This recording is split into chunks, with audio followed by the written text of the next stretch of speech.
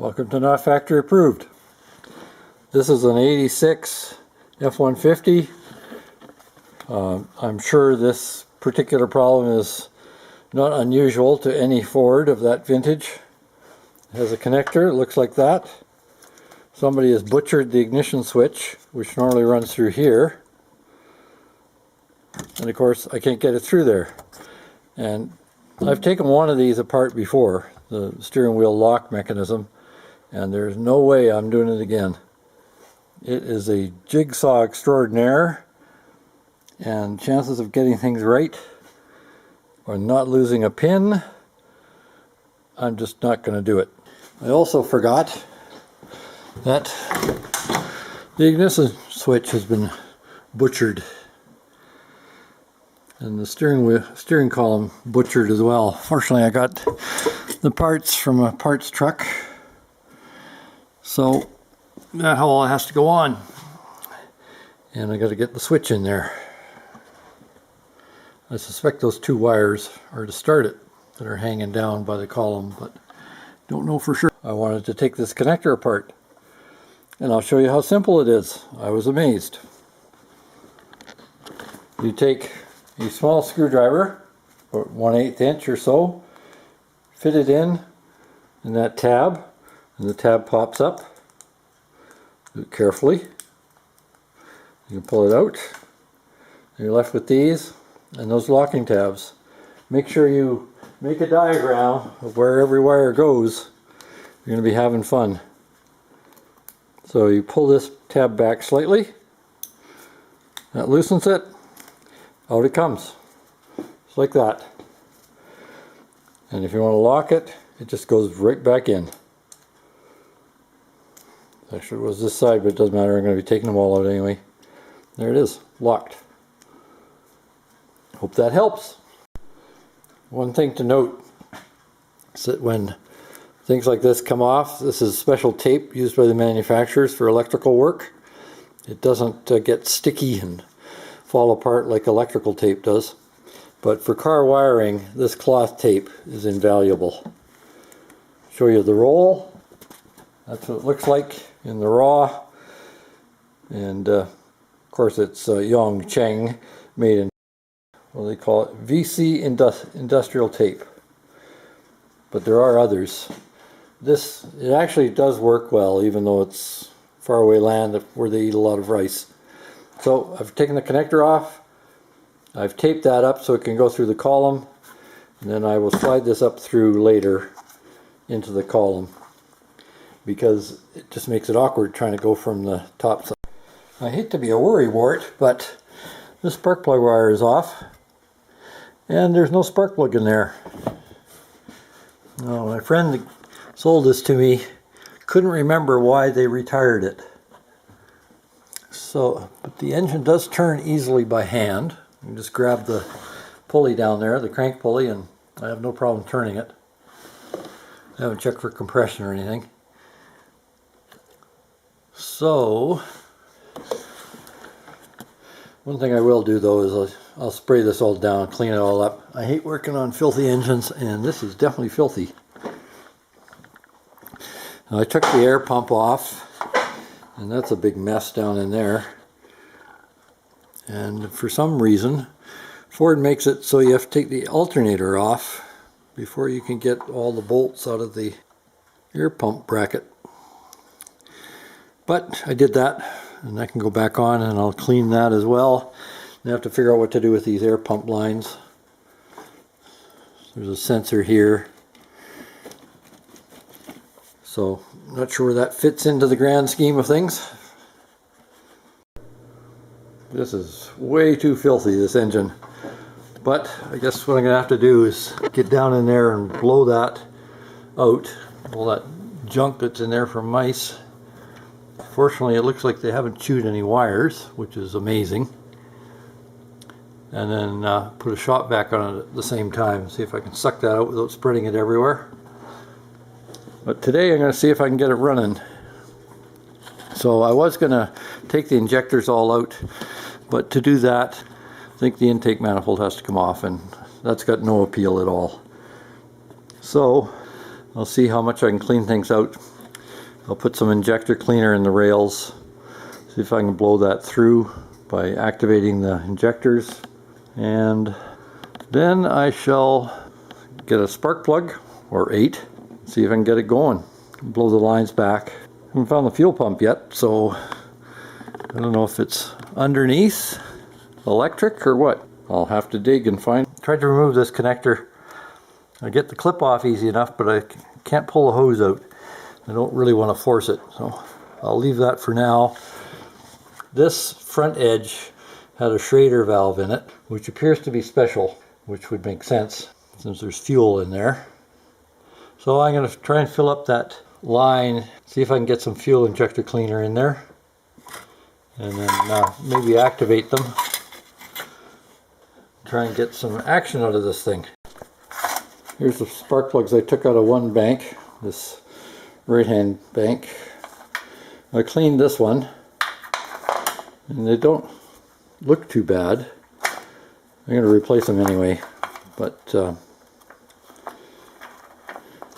they're really grubby. This engine has been leaking oil for a while. I'll do the other side as well. I know I might go cheap, who knows. Look pretty square to me, but that one's got a bit of a roundness to it. 30 bucks, 32 bucks, I guess I can change them. They'll be cheapos, but they'll last 20,000 clicks, and then I'll have to replace them if this thing actually runs that. This explains some of the oil, certainly on the right side, that's over everything, or sorry, left side. It's missing its locking tab. Too bad, I was just at the parts store, could have got one. But they're filthy, and questionable rubber gasket since it's not there, and no locking tab. I think I'll replace that, but for now I'll put it back on the end. On to the next theory. So here's the fuel pressure regulator, so that has to be the inlet. It's got a hard plastic line, even though it looks like it's rubber. Inside is a hard plastic line. That's why I couldn't get it off. It's heated and pushed onto that fitting. So I'm going to fill this thing up through the Schrader opening. I've got a 50-50 mix of injector cleaner and gasoline. I'll let it sit for a bit while I change the plugs, and then we'll do a firing. Well, I have to clean out the line, but I'm trying to find out where the fuel pump is. It's down on the frame somewhere, and go from there. But it should have enough time to soak anyway. One thing I forgot is that bracket that held the air pump and the alternator is needed to hold the alternator. So you're looking for another one without that air pump extension, I guess, or I could cut it. But either way, in the short term, it's got to go back on. I thought I got the mouse nesting stuff out of there, but you can see still a bunch in there. It actually covers this whole section. Make that more obvious, probably bottom third, well, bottom third height wise and halfways across. So roughly a quarter of the grill, a little bit less. It's covered with mouse nest. Interesting.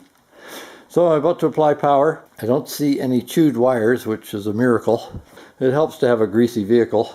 I didn't see any in the cab yet, so touch the power and see what we get. Let me know if there's a fire. Keep watching. Cable's always not up. So there we have negative. Positive's already connected, or sorry, bad work. Positive is now connected. Negative's connected to negative.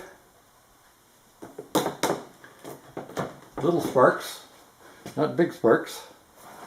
Let's see what the instrument panel tells us. Hey, here goes. Key to on, no action. Here's the fuel pump. Here's the fan.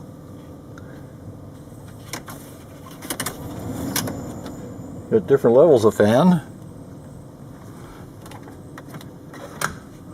Got one headlight Oh yeah, of course, 'cause the other one doesn't exist.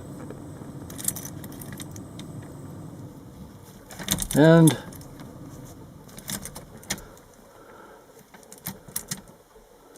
nothing. Fuel pump, nope, there we go. I saw the charge gauge move, but I guess the battery connection isn't good enough. The clock's got some action. Amazing. The radio. Got a dash light.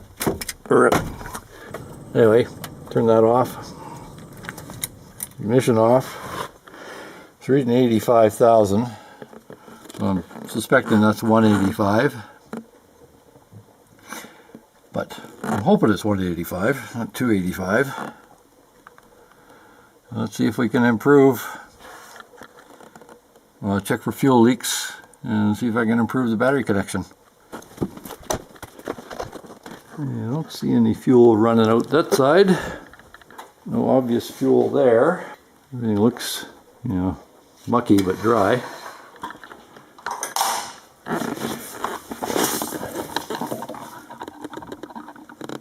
No signs of any drips. There's drips from the steering pump though. I put fluid in yesterday.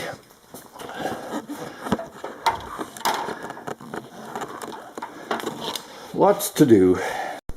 So far, the fuel pump turns on and then shuts off, so I'm assuming that works. There's no start function on the key, so I have to get at the switch, which is down the bottom of the column, and there's no way I can get up in there in the dash.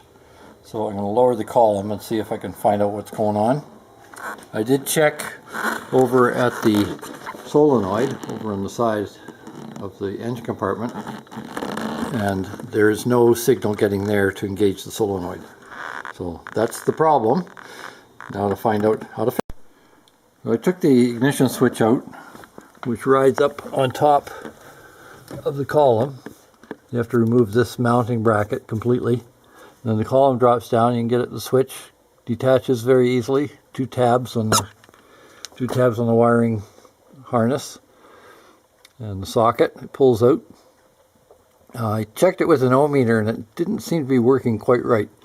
So I had another one from a truck I'd stripped, so I put that one in. Still no signal, no voltage getting to the solenoid, so now I'm going to check the park switch on the transmission. And that could certainly be broken because there's wires hanging down. Here's what the ignition switch looks like on these Fords. This is a rod that comes from the up by the steering wheel, the ignition lock. That slides that back and forth, and there's your contacts. That bolts on the steering column like that, and the connector goes in. Didn't seem to be working right, but the new one doesn't do any better. Bad news is, well, I got good news and I got bad news. Actually, I just got bad news. The park neutral switch is no good down on the transmission, so I got to get one of those. Even when I jumpered it out though, still doesn't do nothing. So being a Ford with the solenoid on the inner fender, that one, I should be able to jumper that so it's got ignition and it can turn the motor. Let's see what I can do. Mysteries continue. I found this wad of taped up stuff. I took the tape off and there's two fuses. And the yellow wire goes underneath the truck, hanging off in space. No apparent connection to anything. No yellow wire near it. I have no idea. Then the black wire goes underneath the dash. So I'm just about to track that, see where it's going. And I don't know if, kind of looks like somebody's added it, but it's got factory electrical tape on it. And stuff that doesn't shrink and go gummy. So having a bit of trouble figuring out what was going on here. Hopefully I can find a wiring diagram for this truck. These two wires here go to the brake controller, which has been added for a trailer.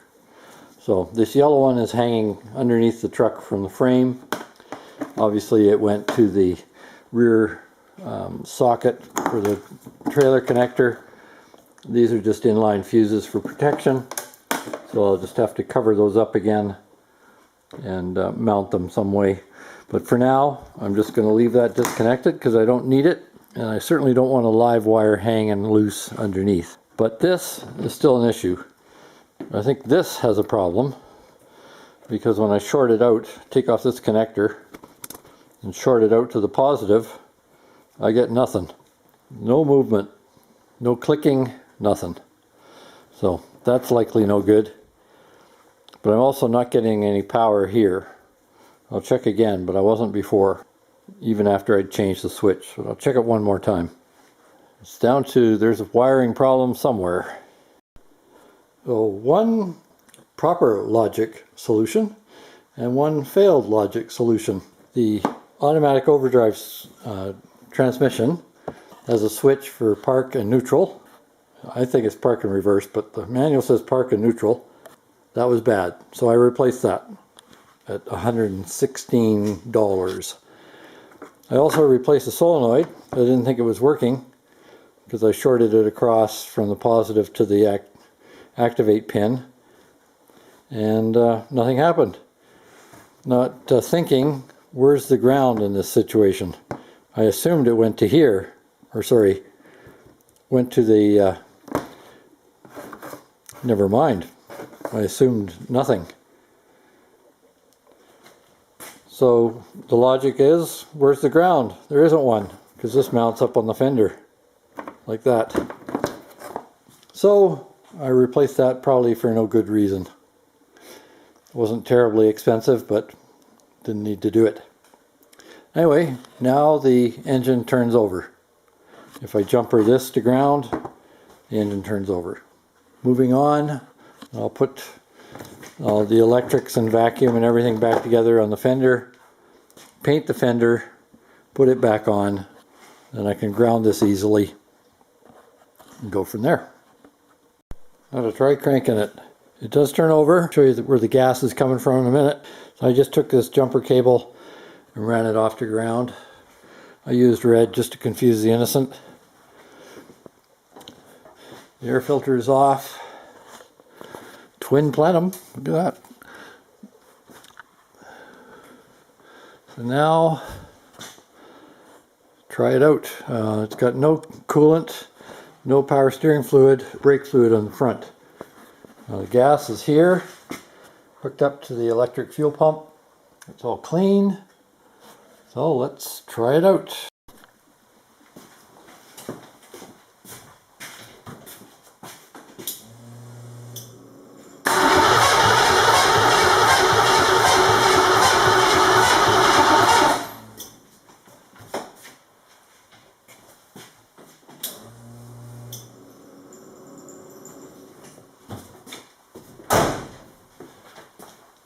Okay, now the battery needs a charge.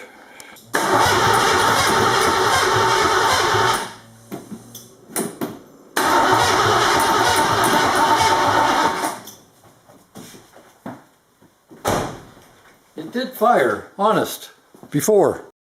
Okay, it's going to be loud. It comes straight out of the manifold. No pipes.